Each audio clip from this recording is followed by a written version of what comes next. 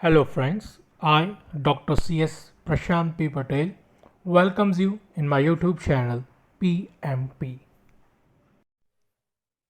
चलिए बेटा, तो शुरू करते हैं इकोलॉजिकल पिरामिड इकोसिस्टम का। ये हमारा 6th पार्ट है। काफ़ी इम्पॉर्टेंट टॉपिक है। बहुत सारे स्टूडेंट्स को डाउट होता है कि भाई ये इकोलॉजिकल पिरामिड है क्या। तो without wasting time let start the session.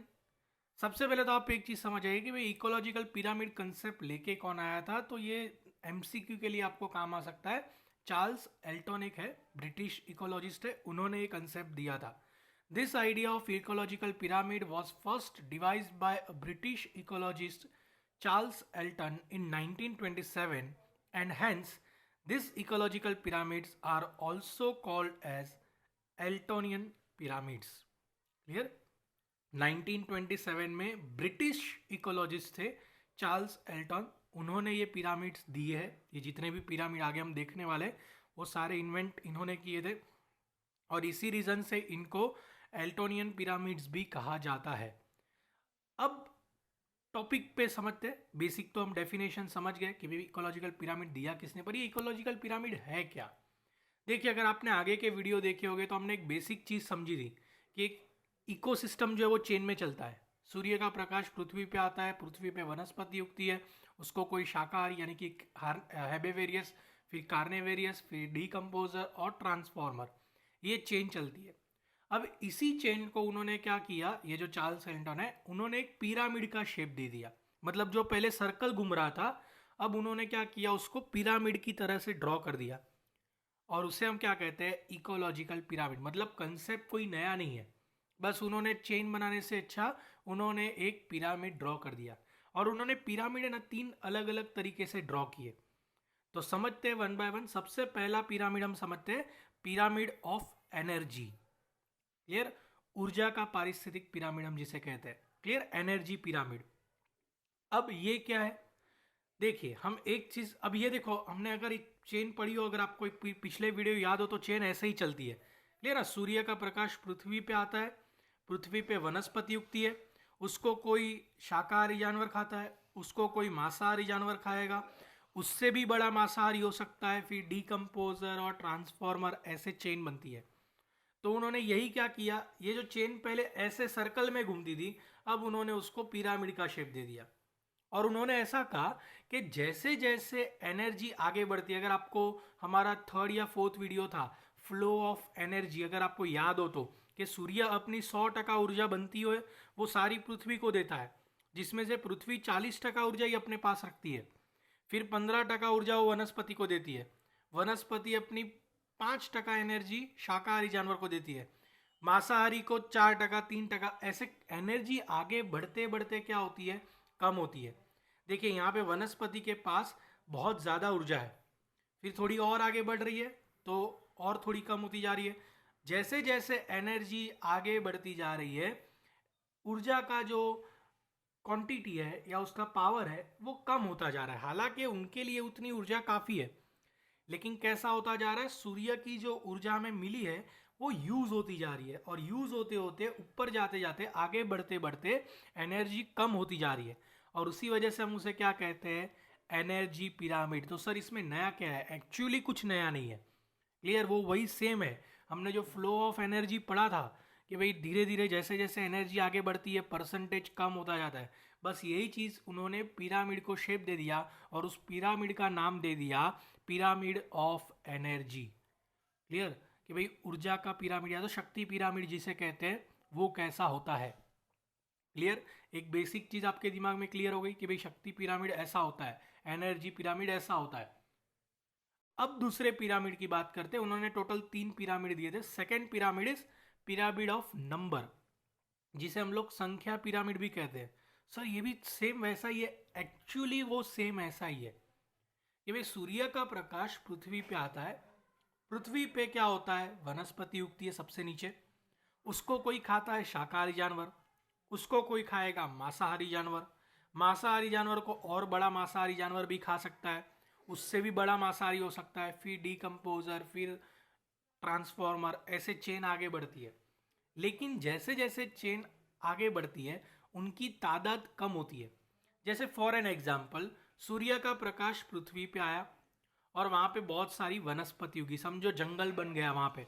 अब जंगल बना मतलब सबसे ज़्यादा पेड़ पौधे।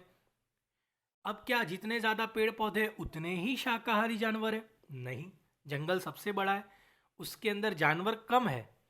बराबर, जंगल आप पेड़ के साथ हर एक एनिमल को कंपेयर करोगे तो पेड़ ज़्यादा है, एनिमल कम है, तो ही तो उसको जंगल कहते हैं।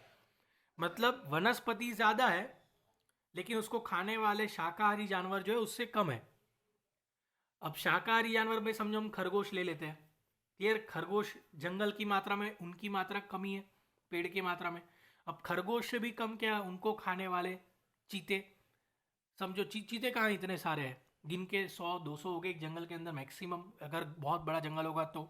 मतलब कहने का मतलब ये है, जैसे जैसे हम आगे बढ़ते इकोसिस्टम में, जैसे जैसे जानवर आते हैं उनकी तादाद बहुत कम होती है। और उसी वजह से उन्होंने क्या कहा है उसको, number of pyramid of number, संख्या पिरामिड। क्लियर कि भाई संख्या जो है, जैसे जैसे इकोसिस्टम आगे बढ़ता है उनकी प्रजाति की जो संख्या है वो काफ़ी कम है।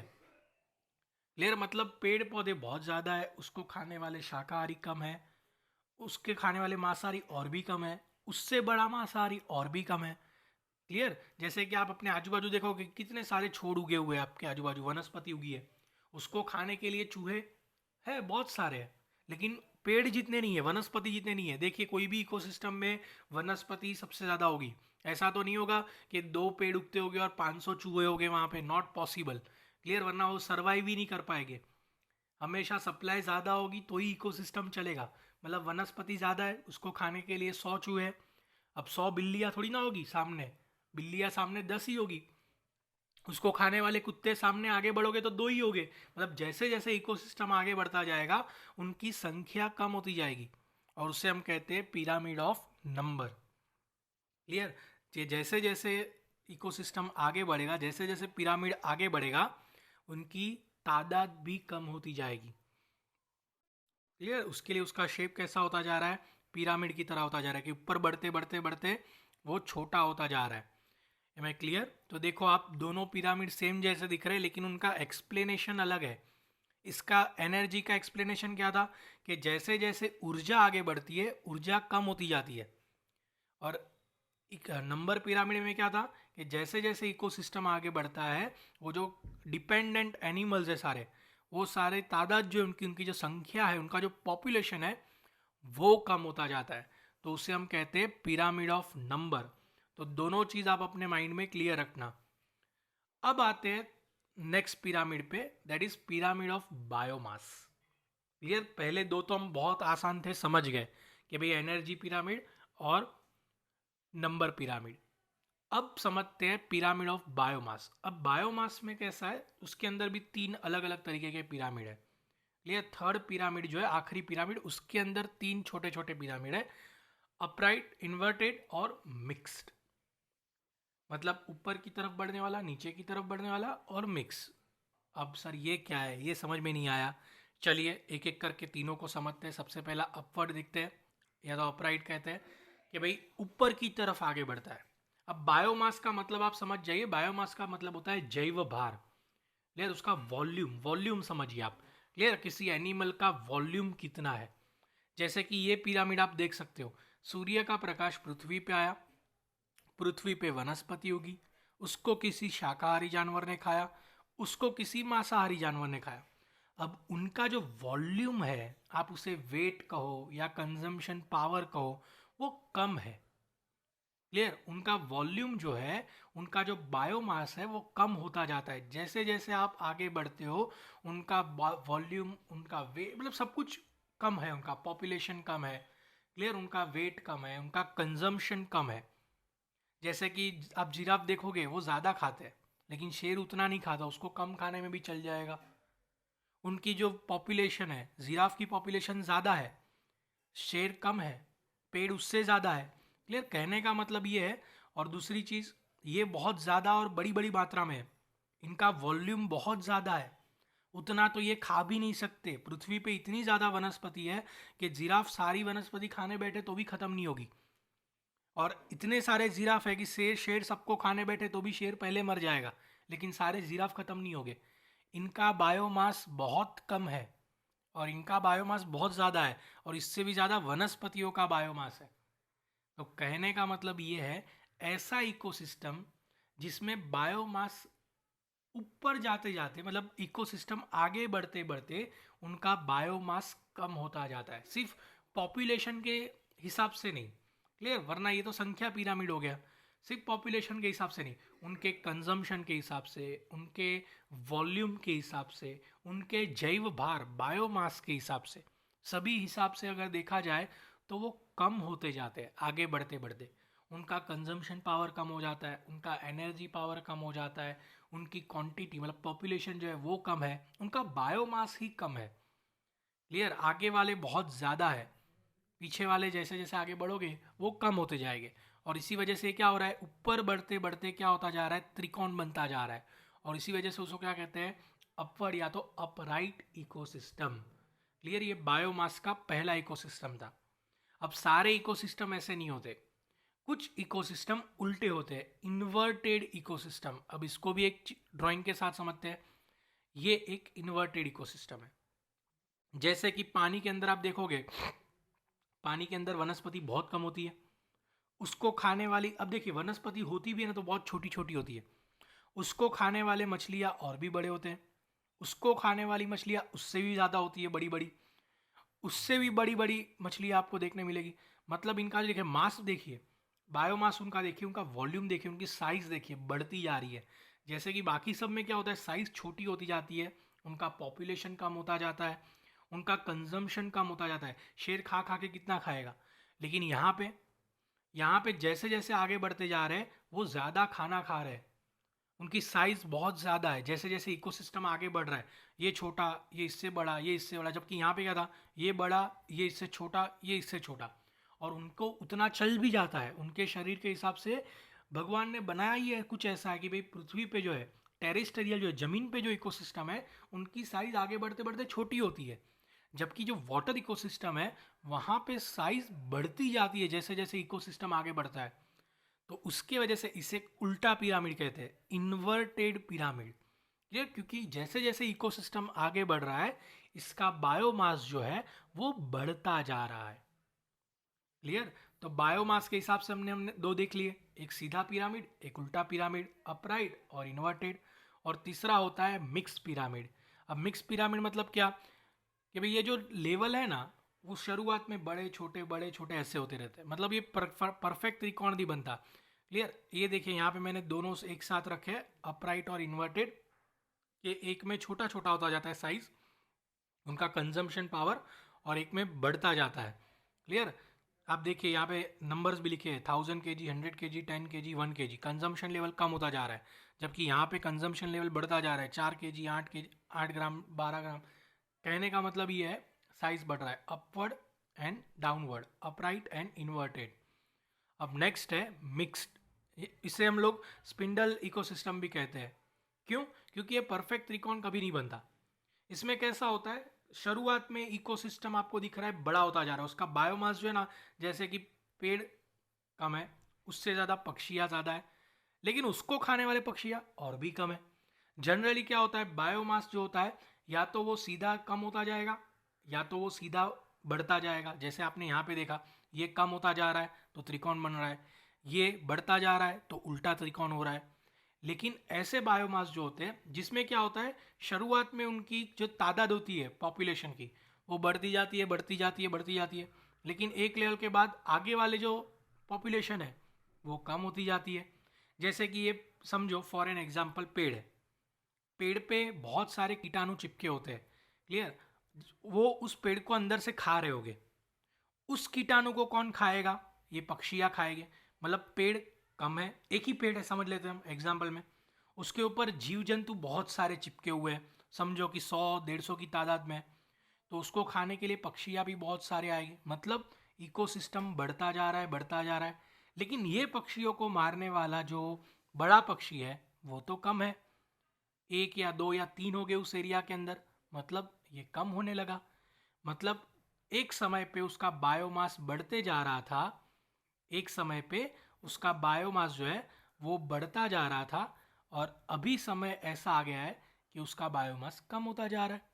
ये लोग ज़्यादा खाते थे, अब ये कम खाने लगा है, तो इसे कहते हैं हम मिक्स पिरामिड, स्पेंडल पिरामिड।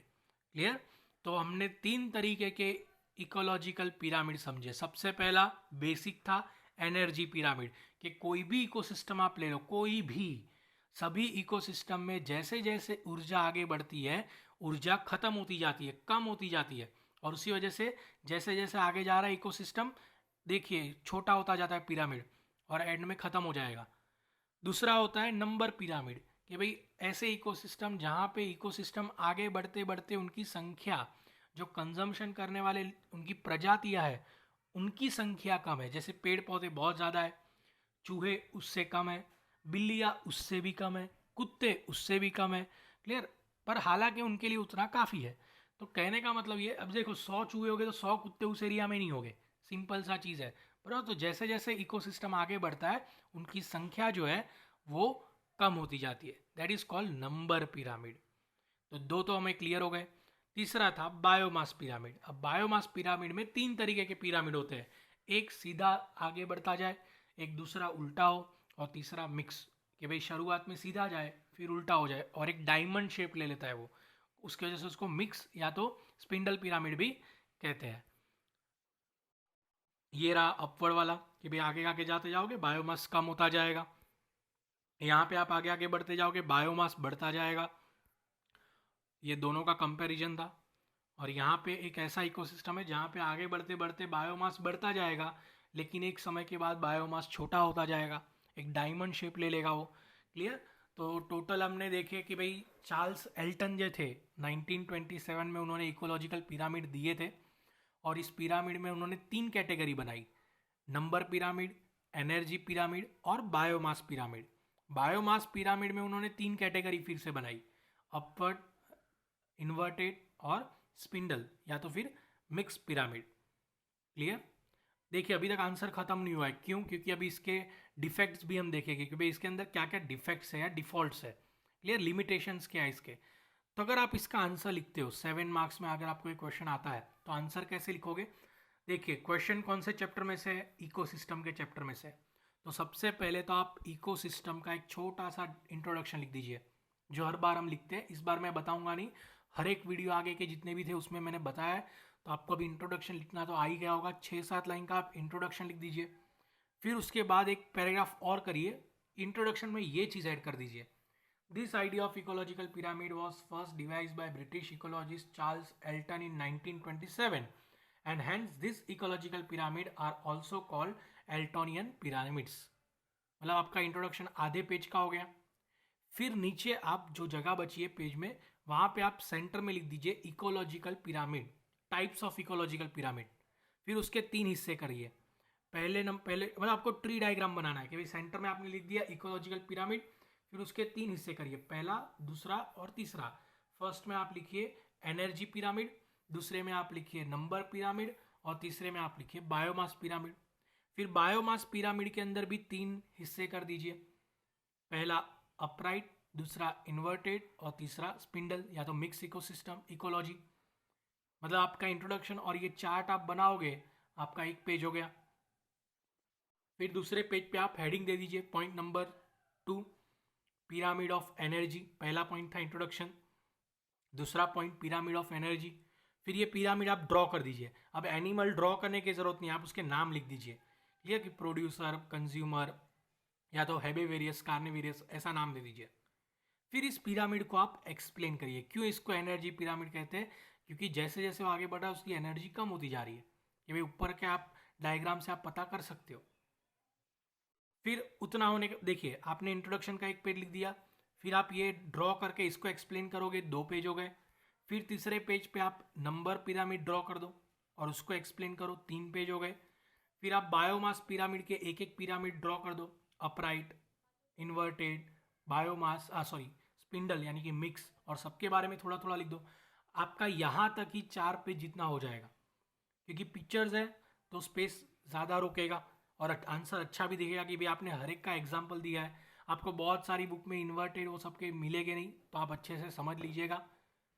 अब आपने इंट्रोडक्शन भी लिख दिया, इकोलॉजिकल पिरामिड क्या है वो भी समझा दिया। आपके 3 साढ़े 3 पेज हो चुके हैं, कुछ लोग 4 पेज भी लिख देंगे इतने में।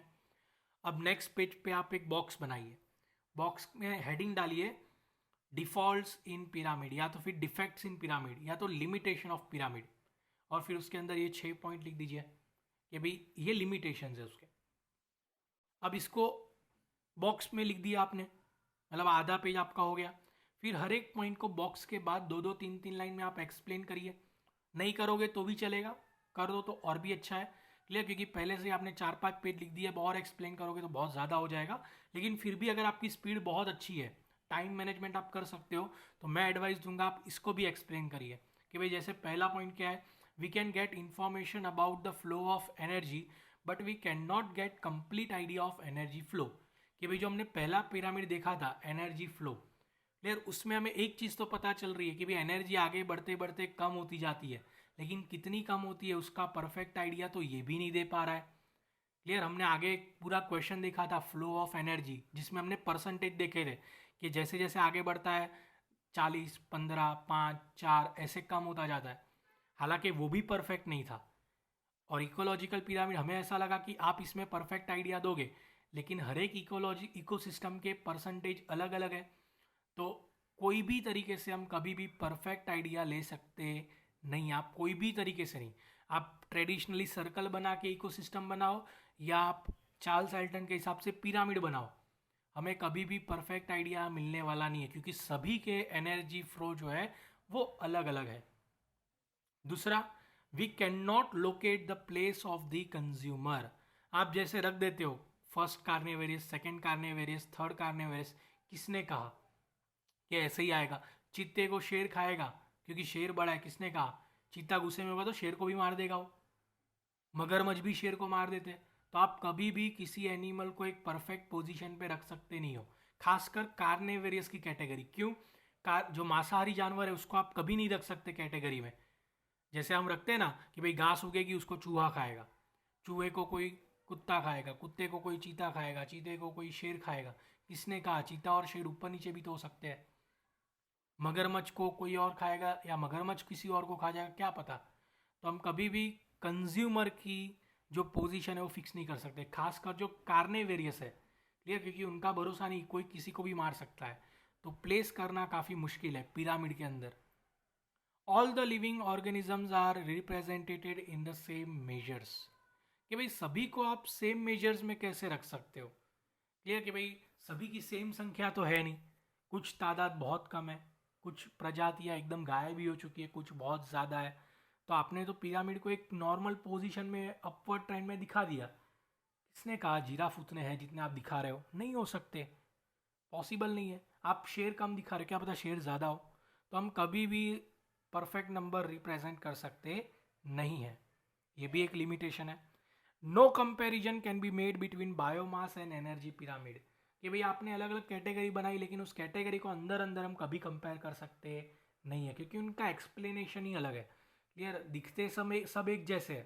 क्लियर, आप नंबर पिरामिड भी वैसा दिखता है, एनर्जी पिरामिड भी वैसा दिखता है, बायोमास का अपवर्ड जो इकोसिस्टम है, मतलब सभी त्रिकोणी है, ऊपर की तरफ बढ़ रहे हैं, बस उनके एक्सप्लेनेशन अलग अलग है। तो हम कभी उसको कंपेयर कर सकते नहीं है कि भाई क्या चल रहा है अंदर। फिफ्थ वन इज आर्टिफिशियल, ये मैन मेड है, चार्ल्स एल्टन ने बनाया है, ऐसा कोई भी बना सकता है। कल उठ के मैं भी एक पिरामिड बना दूँ तो किसने बोला ये सही है? या आप खुद एक पिरामिड बना दो बुक में बैठे बैठे टाइम पास करते करते, तो किसने, कौन गारंटी देता है ये सही है? इट इज़ आर्टिफिशियल, ये सिर्फ अजम्पशन बेस्ड है। परफेक्ट पिरामिड कभी बन सकता नहीं है किसी एनिमल का या किसी इकोसिस्टम का। मीनिंगलेस है। जो हमने सर्कल में पढ़ा था वो तूने ट्रायंगल शेप में बना के दे दिया, तो इसमें कुछ नया मीनिंग निकल के आता नहीं, it is a meaningless. Clear, ये पिरामिड समझने, हाँ नो डाउट आपने कैटेगरी वाइज किया, तो इकोसिस्टम को भी तो हम कैटेगरी वाइज करते हैं, पानी का इकोसिस्टम, डेजर्ट का इकोसिस्टम, तो उसमें तू पिरामिड बना के कर रहा है तो उसमें अलग क्या है?